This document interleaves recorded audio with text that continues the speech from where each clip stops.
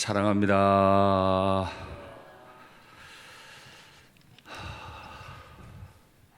교회는 만물 안에서 만물을 충만케 하시는 분의 충만함이라.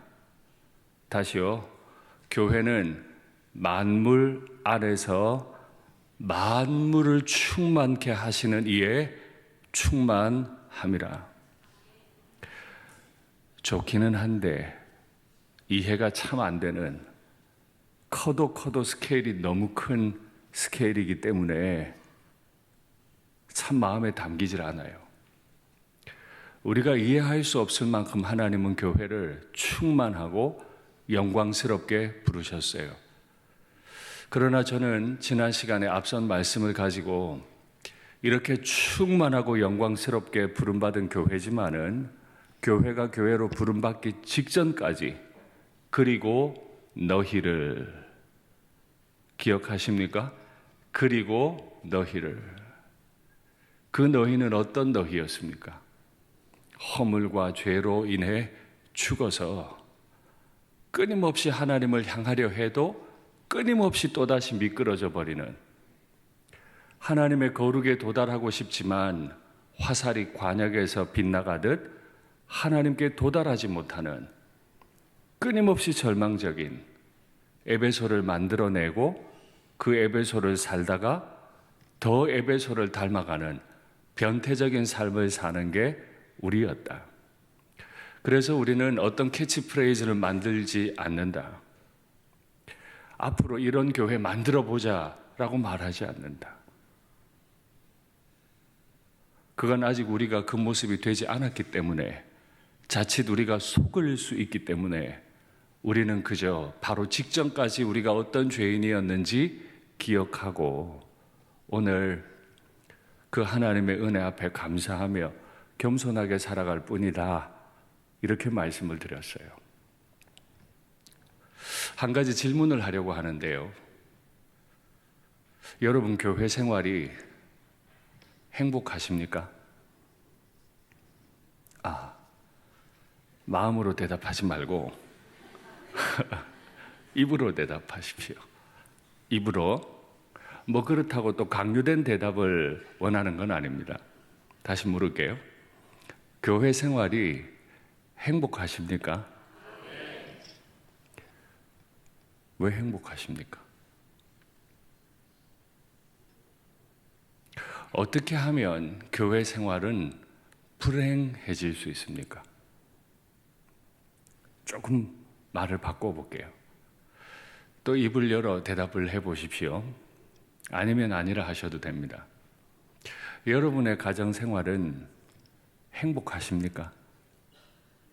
소리가 많이 줄었네요. 가정 생활이 안 행복한 게 아니라 교회 생활을 담임 목사가 물으니까 착하신 여러분은 선하게 대답한 것뿐이다, 그죠? 그러면 어떻게 하면 가정 생활이 불행할까요? 돈이 없으면 좀 어려울 수는 있겠습니다. 여러 일터나 학교 문제로 가족이 떨어져 있으면 그립고 보고 싶을 수도 있겠습니다. 그러나 어떻게 하면 가족이 불행할까요? 교제하기보다 일만 하면요. 남편은 돈 벌러 부지런히 일터로 나가고 아내는 부지런히 주방 안에만 있으면, 아이들은 공부하느라고 집에 안 들어오고 학교에만 가 있으면 불행해요. 가족의 가족됨을 못 누리잖아요. 한 집에 사는데 누리지를 못해. 제가 결혼 주례를 참 많이 했더라고요. 얼마 전까지 제가 결혼 주례 70번 했습니다 했잖아요. 우리 교회 와서 제가 주례한 게 이제 20번이 다 돼 가더라고요. 그러니까 한 80가정을 제가 주례했나 봐요. 주례할 때마다 잘 묻는 질문이 있습니다. 여러분도 한번 들어보셨을 겁니다. 신랑 네가 신부를 더 사랑할 것 같냐? 신부의 아버지가 신부를 더 사랑할 것 같냐? 신부 네가 신랑을 더 사랑할 것 같냐? 신랑의 아버지가 신랑을 더 사랑할 것 같냐? 누가 더 사랑할 것 같으세요? 배우자가 더 사랑할까요? 부모님이 더 사랑할까요? 두 말에 뭐 하겠어요? 당연히 부모님이 자식 사랑이 더 큽니다. 아무리 배우자가 배우자를 사랑한다 해도 자식을 향한 부모의 사랑을 이길 수는 없어요. 그런데 또 한 가지 질문이 더 있어요. 부모님이 아들을 더 잘 알까요? 부모님이 한 30년 아들과 살았다고 가정하겠습니다. 부모님이 30년 산 아들을 더 잘 알까요? 아들의 아내가 30년을 함께 살았던 아들의 아내가 아들을 더 잘 알까요? 이거 좀 애매하다, 그죠? 애매하죠? 한 집에 산 기간은 30년으로 같아. 근데 부모는 한 집에서만 살았어. 부부는 한 방, 한 침대, 한 이불 안에 살아요. 아무리 아버지가 아들을 더 사랑해도 아내만큼 아들을 더 잘할 수는 없어요. 그렇죠? 한 이불 덮고 매일 한 고민을 나눠요. 살을 부비고 지내요. 남편의 마음속에, 아내의 마음속에 무엇이 있는지 부모보다 더 잘 알아요. 사랑은 시간에 정비례하지 않습니다. 그러나 지식은 시간에 정비례합니다. 같이 있었던 시간이 길어질수록 그만큼 더 압니다. 에베소에 오래 살수록 에베소를 닮아가요. 에베소를 더 잘 알아요. 예수님과 함께하는 시간이 길어질수록 예수님에 대한 지식은 더 깊어질 겁니다. 우리는 바로 지난 시간까지 가장 절망적인 상황에서 부름받은 에베소 교회에 관한 이야기를 했는데, 우리를 사랑하신 그 큰 사랑을 인하여, 그 큰 사랑 앞 붙은 말이 긍휼이 풍성하신 하나님이 우리를 사랑하신 그 큰 사랑을 인하여. 하나님을 설명을 할 때 긍휼이 풍성하시고 사랑이 크신 분. 할렐루야. 이것보다 더 좋은 건 없어요. 우리가 어떤 모습으로 살았든, 내 자식이 사회에서 성공을 했든 못했든, 내 자식이 사회에서 손가락질을 받든 안 받든, 아버지는 긍휼이 풍성하세요. 불쌍히 여기세요. 사랑은 또 얼마나 큰지. 긍휼은 풍성하고 사랑은 커요.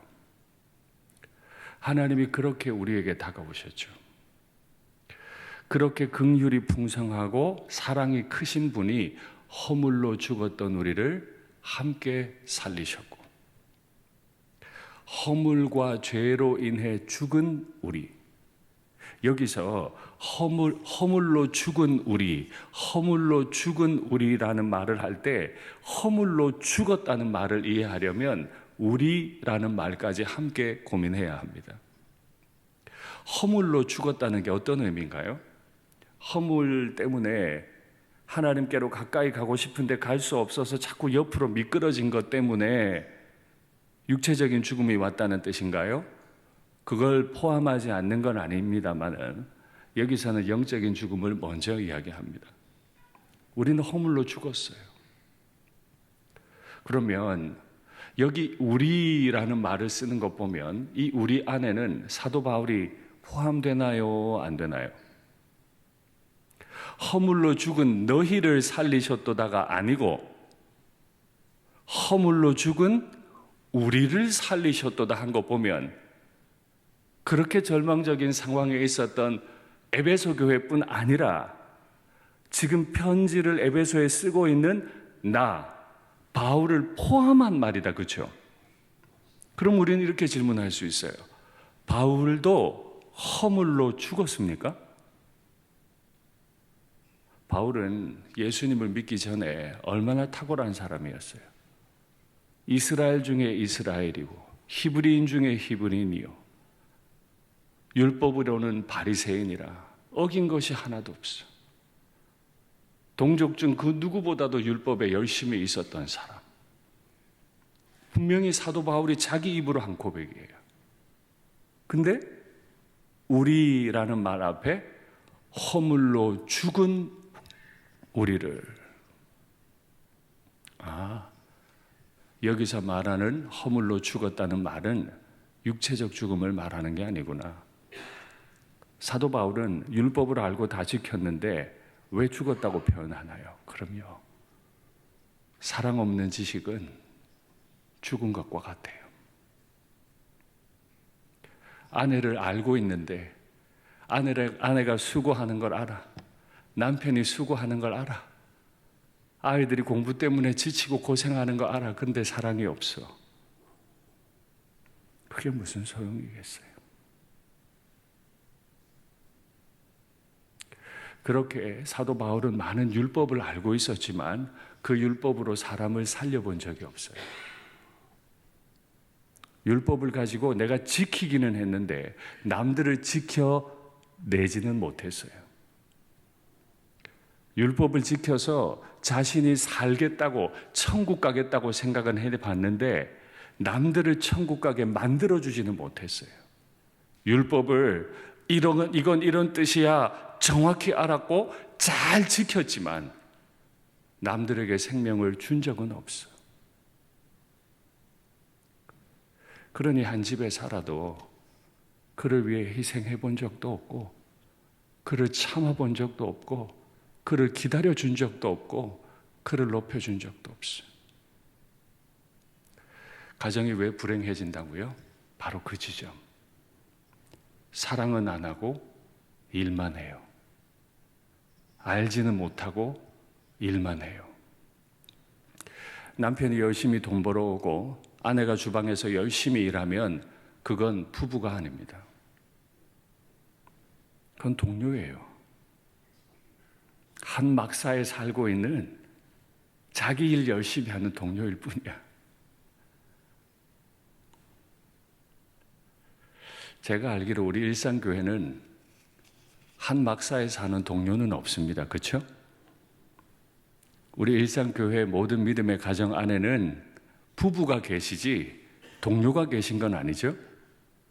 교회도 마찬가지요. 맨날 일만 해. 머릿속에 일만 가득해. 담임 목사는 담임 목사 일이 가득하고 성도들은 성도의 일만 가득해. 담임 목사의 속에 어떤 아픔이 있는지, 무슨 고민이 있는지, 성도의 속에 무슨 아픔이 있고 고민이 있는지 알려고 하지 않아요. 그냥 일만 열심히 해. 일을 열심히 할 뿐 아니라 반듯하게 해. 흠도 티도 없이 해.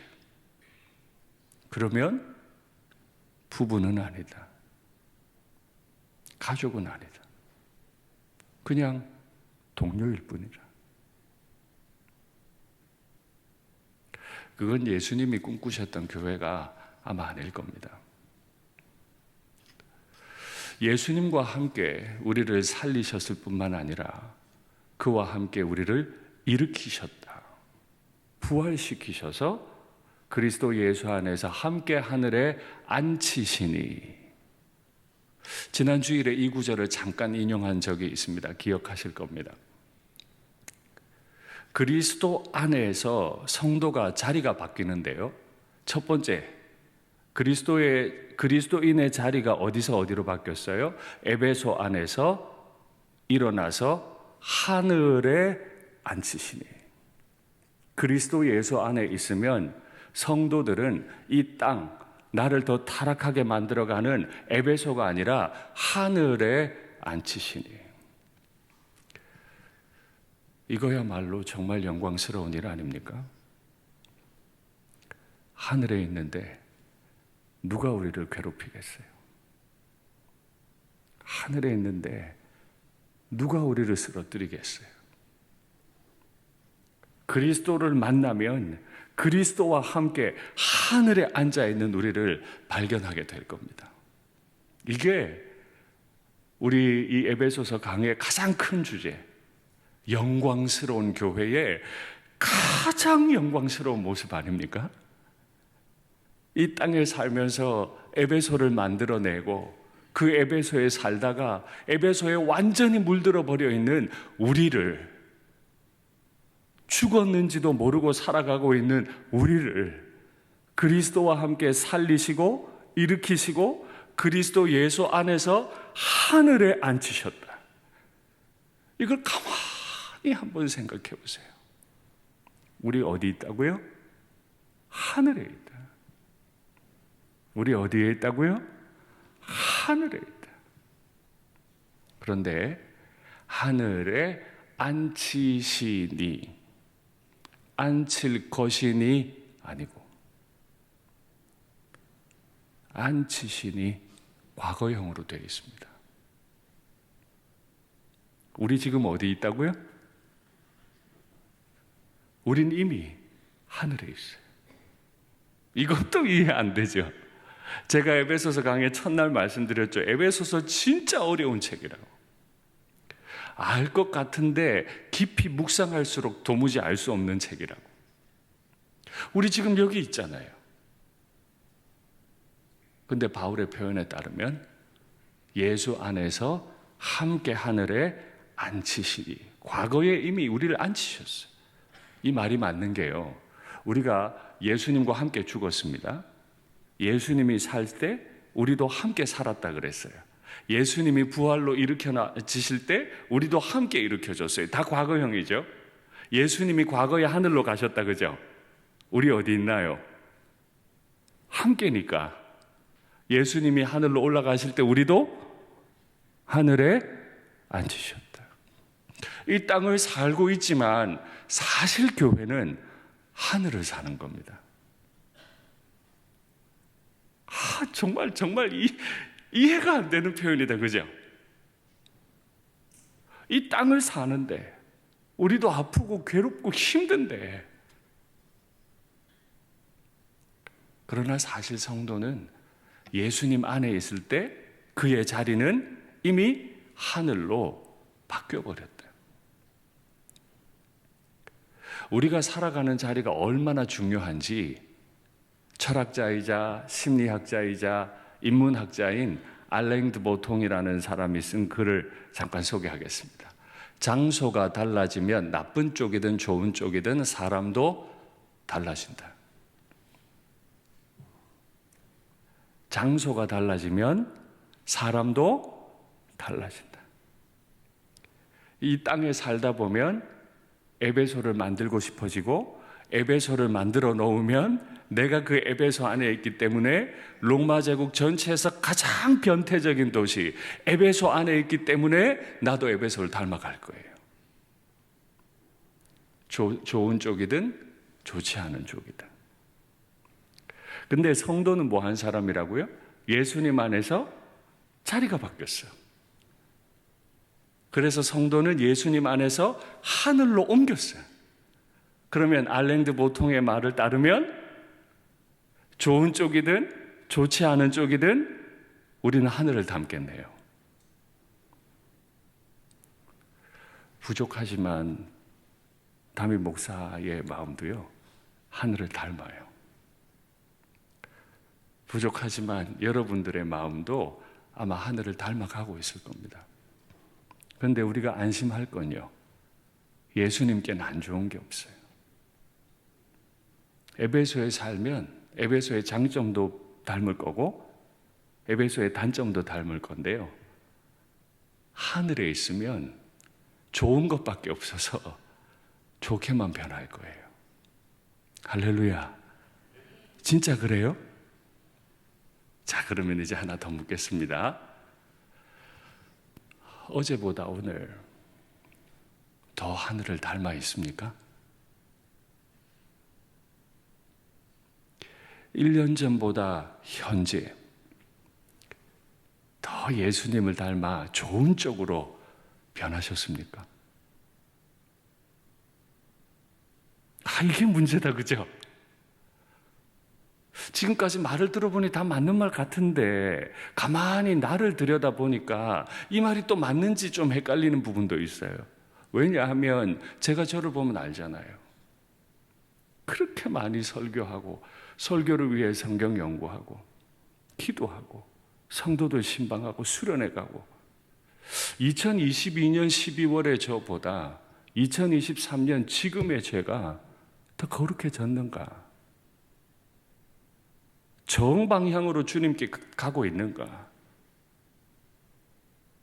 내가 쏘아보낸 그 200km 시속으로 날아가는 나의 화살이 하나님의 거룩하심에 더 가까이 가고 있는가? 질문해보면 좀 부끄러운 게 많단 말이죠. 왜 이렇게 됐을까요? 왜 우리는 하늘에 있으면서도 더 좋은 쪽으로 빠르게 거룩해져 가지 않는 걸까요? 제가 아주 좋아하는 건축가 한 분이 계세요. 그분은 그리스도인인데요. 우리나라에서도 아주 유명한 건축가죠. 그분이 쓴 책을 한번 확인할까요? 이들은 빠른 이동과 전쟁에는 능했지만 몽골 민족을 말합니다. 몽골. 빠른 이동과 전쟁에는 능했지만 무언가를 남기는 데는 미숙했다. 몽골에 가면 뭔가 역사적인 건물들이 잘 없어요. 아주 오래된 건물이 없어요. 대제국이었는데 그래서 이들은 신화적인 존재로 남아있다. 칭기스칸이 어떤 일을 했는지 신화적인 얘기로만 있지 그가 실제로 세워놓은 도시들이 안 보이는 거예요. 기마민족들은 이렇듯 신화적인 두려움의 존재는 되었지만 실질적인 통치력은 없었다. 무서운 이야기죠. 뭔가 신화적인 두려움은 상대에게 주는데 통치에 힘이 미치지는 않는데요. 인간은 항상 돌을 높이 쌓아 무거운 건축물을 남김으로써 자신의 권력을 과시했다. 똑같은 제국인데요. 몽골 제국과 다른 로마 제국의 얘기를 하는 겁니다. 저는요, 여러분들이 로마 제국 전체를 다 여행하시는 복이 있으시면 좋겠습니다. 아멘 하신 분 꼭 가시고 아멘 안 하신 분도 아멘 하시고 꼭 가시길 바랍니다. 가보세요. 가면 엄청난 크기의 돌덩어리를 가지고 가는 곳마다 다 지어놨어요. 그렇게 돌을 높이 쌓아 무거운 건축물을 왜 로마인들이 남겼겠습니까? 자신의 권력을 과시하기 위해서다. 그것을 바라보는 정복지의 원주민들은 로마 군대가 철수하고 나도 감히 로마 제국에 도전할 생각을 못한 것이다. 우리나라 최고의 건축가 아닙니까?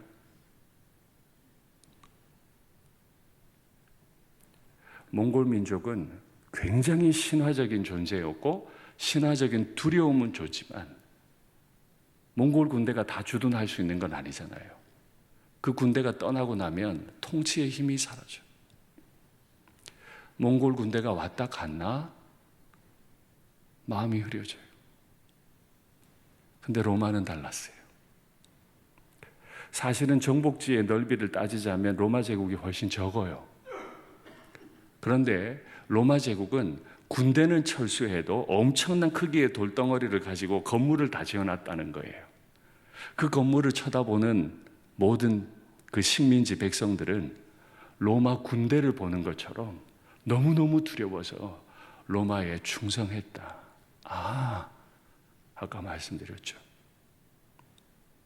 한 입을 덮고 자냐, 한 입을 덮고 안 자냐.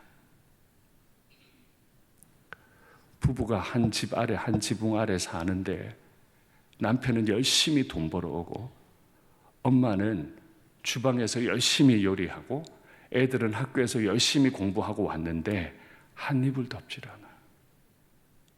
고민을 나누질 않아. 함께 울고 함께 기도한 경험이 없어.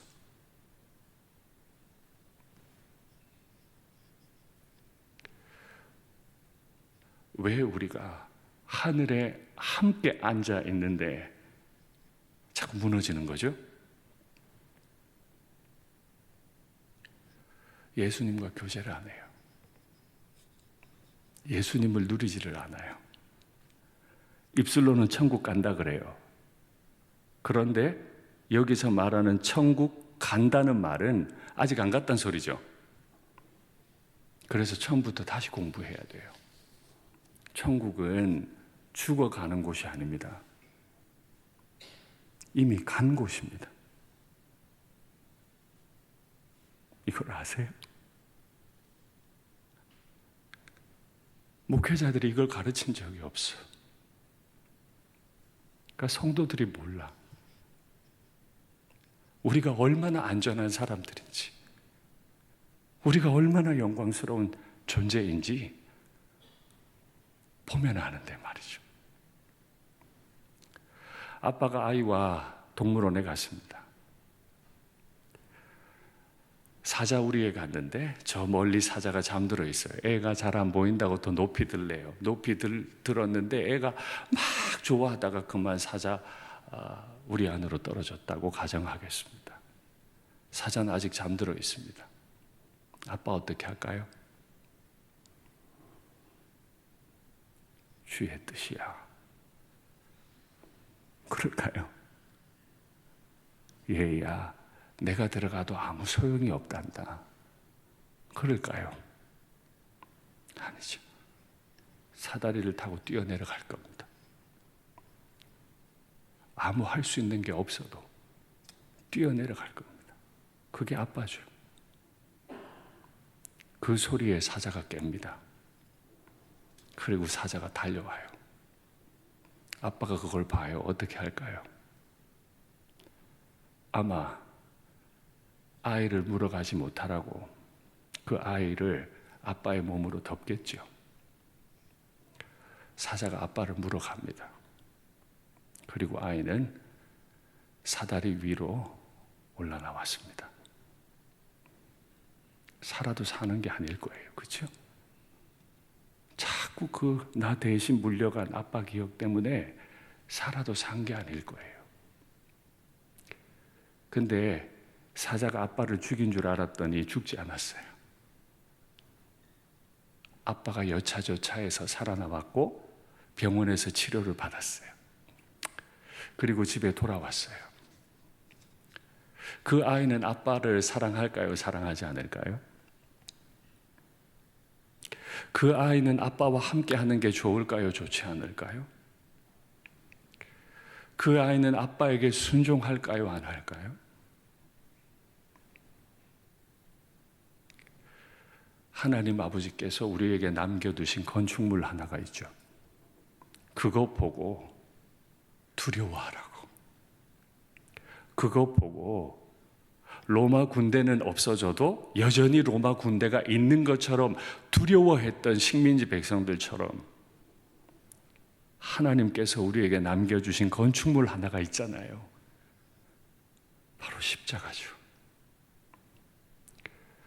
이 사자 우리 안으로 뛰어들어오셔서 날 살려내시고 당신은 죽으신 바로 그 자리. 그게 내 마음에 화상돼서 내가 예수님 밖으로 나갈 수 없게 만드는, 내 손에 지금 예수님이 잡히지 않아도 그 십자가만 보고 있으면 너무 아프고 힘이 들어서 그거 아니고 내게 생명이 없어서 그저 나는 예수님 안에 있는 자임을 깨닫게 되잖아요. 교회가 왜 자꾸 아파요? 믿음의 가정이라는 그 가정들이 왜 자꾸 아파요? 하늘에 있지 않아서가 아니라 하늘에 있다는 걸 몰라서요. 예수님 기억하라고 주신 십자가를 바라보지 않아서요. 그 예수님과 한 입을 덮고 자지 않아서요.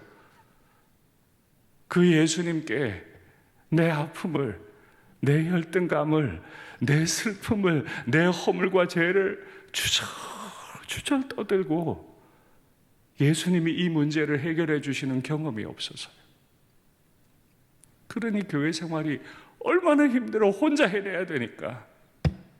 율법 다 지켰는데, 난지 8일 만에 할례도 받았는데, 나는 바리새파 중에 바리새파인데 허물로 죽은 나였다.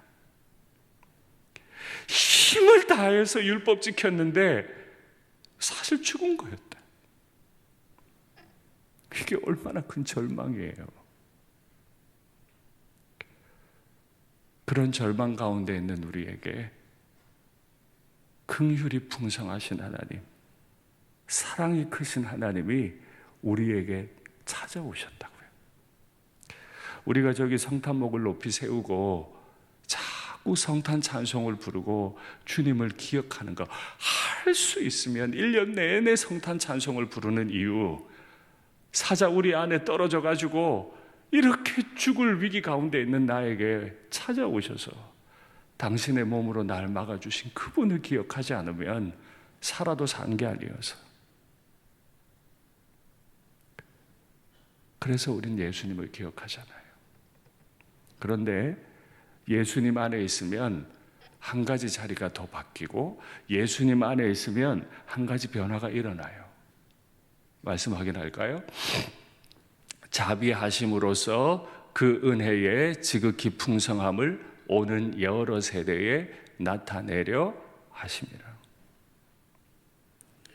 그리스도 예수 안에서 자비하심으로써 허물로 죽어버렸던 우리를 이 에베소 땅에 하나님 아버지의 그 사랑을 나타내게 하려고 하셨다. 구원은 조건이 없죠? 우리가 구원받는 데는 조건이 없어요. 그런데 구원에는 목적이 있는 건 아세요? 구원의 조건은 없지만 우리를 구원하신 목적은 있어요. 오고 오는 세대에 하나님 사랑을 나타내는 것. 그게 교회로 부르신 목적이에요. 교회가 여기 왜 있어요? 큰 건물 짓는 거요? 교회가 여기 왜 있죠? 은행 통장에 잔고를 많이 쌓기 위해서요? 교회가 여기 왜 있어요? 오고 오는 세대에 하나님이 어떤 분이신지를 잘 전하기 위해 교회는 여기 있습니다. 그런데 교회가 하늘에 앉아 있을 이때 교회가 어떤 일을 하게 되는지 바울이 에베소서에서 설명을 하는데요. 감당할 수 없는 표현이 있습니다. 말씀 한 번 더 확인할까요? 이는 이제 교회로 말미암아 하늘에 있는 통치자들과 권세들에게 하나님의 각종 지혜를 알게 하려 하심이니, 곧 영원부터 우리 주 그리스도 예수 안에서 예정하신 뜻대로 한 거다. 그리스도 예수 안에서 예정하신 뜻대로 했다. 하나님이 우리를 구원하실 때 조건은 없었지만 목적은 분명했는데요. 그리스도 예수 안에서 이미 예정하신 뜻이 있었어요. 그게 뭐라고요? 이는 교회로 말미암아. 우리를 교회로 부르신 목적이 뭐라고요? 하늘에 있는 통치자들과 권세자들에게 하나님 아버지의 각종 지혜를 가르치게 하려고 있었다.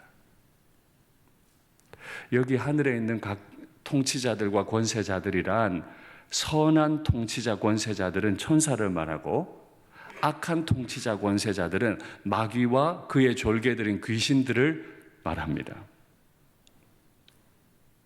우리는 언뜻 생각할 때요, 천사가 우리에게 뭔가 하나님 지식을 가르쳐 줘야 될 것 같잖아요? 아니에요. 성경 분명히 말하죠. 천사를 교회가 가르칩니까? 천사를 교회가 가르칩니까? 교회를 천사가 가르칩니까? 여러분, 우리는 누구를 가르치는 존재다? 우린 누구를 가르치는 존재다? 아니, 대답을 하세요. 우리는 누구를 가르치는 존재다? 천사를 가르친다. 우리는 마귀를 가르친다. 천사들아, 하나님이 어떤 분이신지 알아? 예수님이 어떤 분이신지 알아? 우리 상상도 못한 일 아닙니까? 교회가 천사들을 안 가르치면 천사들은 몰라요. 그래서 베드로는 말했죠. 천사들도 알기를 흠모한다. 우리와 예수님과의 관계를 막 흠모한대요. 다시 결혼의 비유로 얘기해 볼까요? 아빠가 딸을 더 잘 알까요? 사위가 딸을 더 잘 알게 될까요?